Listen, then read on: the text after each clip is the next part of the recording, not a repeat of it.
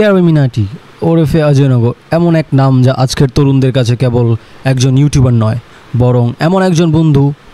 ফরিদাবাদের একটি ছোট ঘরে ক্যামেরা চালু করা সেই ছেলেটি আজ ভারতীয় তরুণের কাছে একজন সুপারস্টার হয়ে উঠেছে।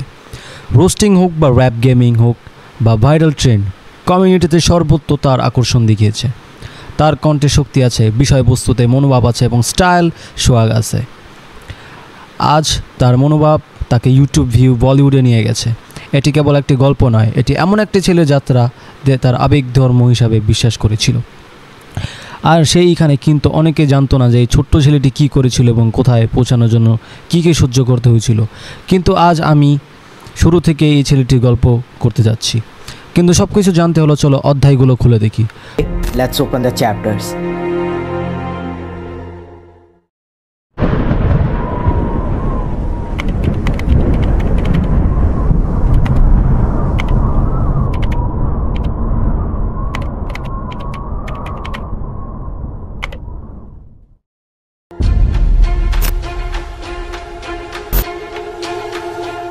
প্রায় 15 বছর আগে অর্থাৎ 2010 সালে অজয়নগর নামে একটি শিশু, যার ছোটোবেলা থেকে লেখাপড়ার প্রতি তেমন আগ্রহ নেই, কারণ অজয় জিনিসটা সীমার বাইরে করতে বেশি পছন্দ করত, তা হলো গেম খেলা।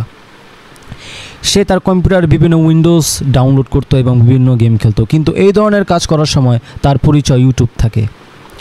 এখানে সে বিভিন্ন লোকের সাথে দেখা করত এবং সে ভাবত যে এখানে ভিডিও কিভাবে তৈরি করা হয়, আর যদি লোকেরা এইটি তৈরি করতে পারে তাহলে আমি কেন পারবো না। এবং এরপরে যেখানে বেশিরভাগ বাচ্চারা পড়াশোনা করতো, সেই সময় একটি 10 বছরের ছেলে ইউটিউবে ভিডিও তৈরি করতে শিখেছিল। ওই ছেলেটি কিছুই জানতো না, সে একবারও ভাবেনি যে ভিডিও কিভাবে বানাবো এবং কী বিষয় নিয়ে তার ইউটিউব ভিডিও বানাবো।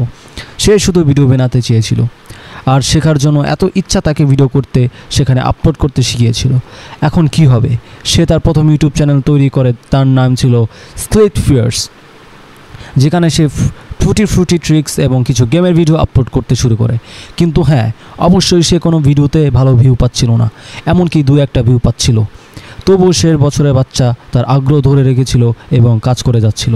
কিন্তু দুর্ভাগ্যবশত সে কিছুই পায়নি, কারণ বাস্তবে সে যে ধরনের কন্টেন্ট তৈরি করেছিল সেই কন্টেন্ট ইউটিউবে তার চেয়ে ভালো মানুষ আরও ছড়িয়ে ছিটিয়ে পড়ে আছে। আর সেই কারণে বছরের পর বছর কঠোর পরিশ্রম করার ফলেও তার স্বপ্নগুলো সামনে জ্বলেনি। কিন্তু এখন হয়তো এমন কিছু ঘটতে চলেছে যা তার স্বপ্নেও ভাবেনি।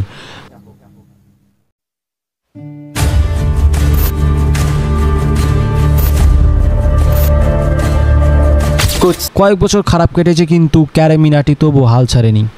তিনি তার প্রথম চ্যানেল স্লিট ফিয়ার্সকে ছুড়ে দেন এবং 15 বছর বয়সে আরেকটি দ্বিতীয় চ্যানেল খোলার সিদ্ধান্ত নেয়, যার নাম রাখেন তিনি অ্যাকাউন্টেড A1। এখন সে ইউটিউব চ্যানেলে সে গেম প্লে ভিডিও আপলোড করা শুরু করেছে। সেখানে সে নিজস্ব স্টাইলে দুর্দান্ত কমেন্ট্রি করত এবং সে তাই 100-150টি ভিডিও আপলোড করেছে। কিন্তু দুর্ভাগ্যবশত সেই 150টি ভিডিও কোনোটি ভালো ভিউ স্পর্শ করতে পারেনি। আপনি দেখতে পাচ্ছেন তিনি খুব বিরক্ত হতেন। আসলে ভিউ দেখার পর তিনি বাধ্য হতেন, আমি এখানে ভিডিও বানাচ্ছি কেন, আমার সময় নষ্ট করার জন্য। আর এই কথা ভেবে এত টেনশন অন্যরকম ছিল। কিন্তু আমি সত্যি বলছি, যে কোনো দুর্বল মানুষ এতে হাল ছেড়ে দেবে, তাকে ছেড়ে দাও। সে বলছিল যে এরকম ভিডিও তার ফেস ক্যাম অ্যাগ্রি উইথ বিভিন্ন ধরনের হচ্ছে ভালো ছিল, যেমন সানি দেওয়াল এবং ঋতিক রোশন। এখন কি হলো? সে গেম প্লে এতে রবিনেত্রের নকল করা ভিডিও তৈরি করতে শুরু কেন করে? পরপর কয়েকটি ভিডিও আপলোড করার পর তিনি প্রচার পেতে থাকেন, লোকেরা এটি পছন্দ করতে থাকে এবং ক্যারি তার চ্যানেলের নাম অ্যাটিকেট A1 থেকে ক্যারি দিওয়াল করে দেয়। কিন্তু আমি আপনাকে বলতে চাই, এটি তার জন্য খুব একটা উল্লেখযোগ্য এবং অগ্রগতি ছিল না, কারণ পরবর্তীতে খুব অদ্ভুত কিছু ঘটতে চলেছে। সেই সময় ক্যারি একজন বিদেশি ইউটিউবার লেফি ইজ হিয়ার দেখতেন, যিনি গেম প্লের সাথে সাথে রোস্টিং ভিডিও তৈরি করতেন। কিন্তু ক্যারি তার এইসব গেম প্লে কিছু আলাদা জিনিস দেখেছিল, যা হ্যারিয়ার এবং এর কিছু ভিডিও বিস্তারিত বিশ্লেষণ করেছেন। এরপর এমন এক কিছু পেল যা সে কেবল ভারতেই চাচ্ছিল না, বরং পুরো এশিয়ার লক্ষ লক্ষ মানুষের কাছে যেতে যাচ্ছিল, কারণ এখন সে তার চ্যানেলে রোস্টিং ভিডিও আপলোড করতে শুরু করেছে, যা সম্পর্কে ভারতের কেউ জানতো না। এখন এখানে ক্যারি অনেক রোস্টিং ভিডিও তৈরি করেছিল, যার ফলে ধীরে ধীরে নিশ্চয়ভাবে তার চ্যানেলটি জনপ্রিয় হয়ে উঠেছিল। কিন্তু অনেকেই এটি পছন্দ করেছিলেন, যখন অনেকে ক্যারির সমালোচনা এবং ঘৃণা করছিল, কিন্তু এই সব কিছুর মাঝে বিবিকি ভাইন্স অর্থাৎ ভুবন দাব সমগ্র ইউটিউব ভারতে খুব দ্রুত বৃদ্ধি পাচ্ছিল। তার জনপ্রিয়তা কোনো সেলিব্রিটির চেয়ে কম ছিল না। আর এই সুযোগটি কাজে লাগিয়ে ক্যারি তার পরবর্তী রোস্টিং ভিডিওতে ভুবন বামকে টার্গেট করে এবং একটি রোস্ট ভিডিও তৈরি করে। ভিডিওটি আপলোড করার কিছুক্ষণের মধ্যে ভিডিওটি ভাইরাল হয়ে যায় এবং মাত্র এক সপ্তাহের মধ্যে প্রায় 1 লক্ষেরও বেশি ভিউ ছুঁড়ে ফেলে। কিন্তু এই ভিডিও দেখার পর বিভিন্ন ভক্তরা খুব রেগে যান এবং ক্যারিকে গালিগালাজ শুরু করেন, কারণ তখন তিনি রোস্টিং সম্পর্কে কিছু জানতো না। মানুষ জানতোই না যে রোস্টিং কেবল বিনোদন হিসাবে নেওয়া হয়। কিন্তু যখন ভুবন বাম যিনি সেই ভিডিওটির ক্যারিয়ার প্রশংসা করলেন, তখন মানুষের রাগ শান্ত হয়ে গেল।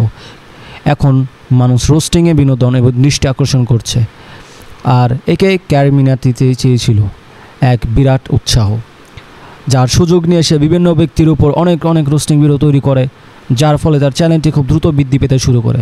প্রতিটি নতুন ভিডিওতে আরেকটির চেয়ে তীব্র ছিল।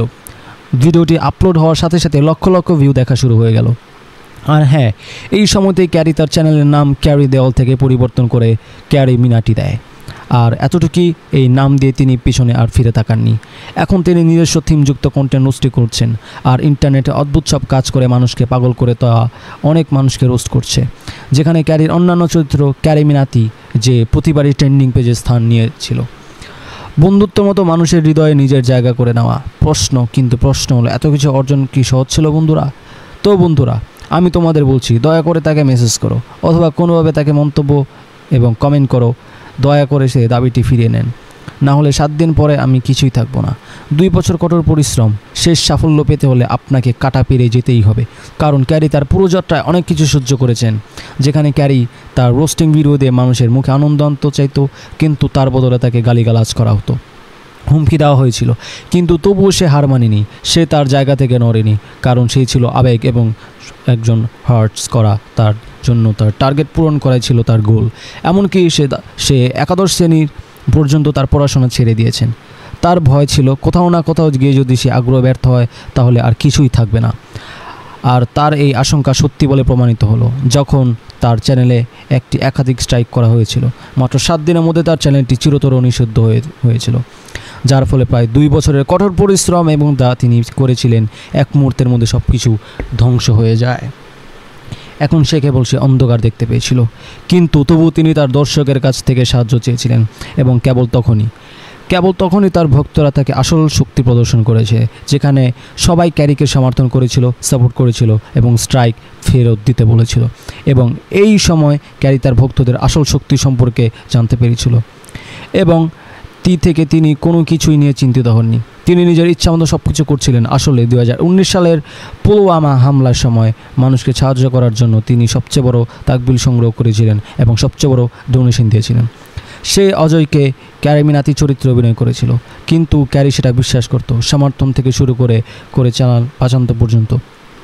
ভিডিওটি প্রকাশ করা থেকে শুরু করে ইয়ালগার গান গিয়েতে সবাইকে কাঁপিয়ে দেওয়া। আজ যাই হোক কেন, শুধু তার বন্ধুত্বের মতো শ্রোতাদের জন্য।